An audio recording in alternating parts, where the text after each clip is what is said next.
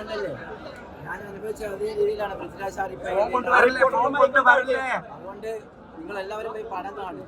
പടം കണ്ടിട്ട് നിങ്ങളെ അഭിപ്രായം നിങ്ങൾ പറയും.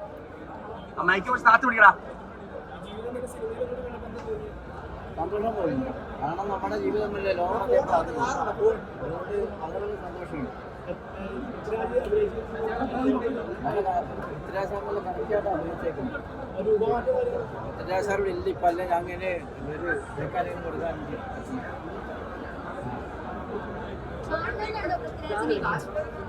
കാണാമെന്ന് പറഞ്ഞിട്ടുണ്ട്. കാണും, പിന്നെ കാണും, ഉറപ്പാണ്.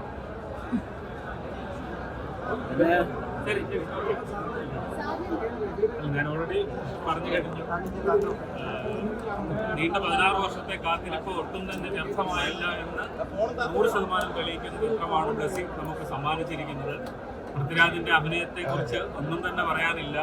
അദ്ദേഹത്തിന്റെ കഴിഞ്ഞ 120 ചിത്രങ്ങളിൽ നിന്ന് തീർത്തും വ്യത്യസ്തമായ ഒരു മുഖം, അഭിനയ പാടവം അതിനകത്ത് തിരിച്ചറിയാൻ കഴിയും. അതുപോലെ തന്നെ എ ആർ റഹ്മാന്റെ സംഗീതത്തെക്കുറിച്ച്, മറ്റ് നടന്മാരുടെയും നടിമാരുടെയും ഒക്കെ അഭിനയത്തെക്കുറിച്ച് വളരെ മികച്ച കാര്യങ്ങൾ മാത്രമേ പറയാനുള്ളൂ.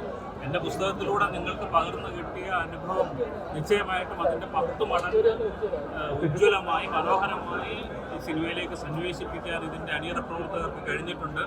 നിങ്ങൾക്ക് പുസ്തകം വായിച്ചു എന്ന കാരണത്താൽ നിങ്ങൾ ഒരിക്കലും ഈ സിനിമ കണ്ട് നിരാശരാവില്ല. കൂടുതൽ ഇഷ്ടപ്പെടുക മാത്രമേ ഉള്ളൂ. എല്ലാ വായനക്കാരെയും പ്രിയപ്പെട്ട പ്രേക്ഷകരെയും തിയേറ്ററിലേക്ക് ക്ഷണിക്കുകയാണ്. നിശ്ചയമായിട്ടും ഈ സിനിമ കണ്ട് ഇതിൻ്റെ പിന്നിലുള്ള എഫേർട്ട് എന്തായിരുന്നു എന്ന് നമ്മൾ കഴിഞ്ഞ കുറേ ദിവസങ്ങളായി എന്തുകൊണ്ടാണ് ഇത് ഒരു മികച്ച സിനിമയാണ് എന്ന് പറഞ്ഞത് എന്ന് കണ്ട് അനുഭവിക്കാൻ വേണ്ടി ഞാൻ എല്ലാവരെയും സ്വാഗതം ചെയ്ത് ബ്ലെസ്സിക്കും പൃഥ്വിരാജിനും എ ആർ റഹ്മാനും ഈ നടീനടന്മാർക്കും എല്ലാവർക്കും ഒരു വലിയ ബിഗ് സല്യൂട്ട് നൽകുന്ന ഇത്തരത്തിൽ മനോഹരമായ ചിത്രം മലയാളത്തിന് വേണ്ടി അണിയിച്ചൊരുക്കുന്നു. Thank you very much. Thank U.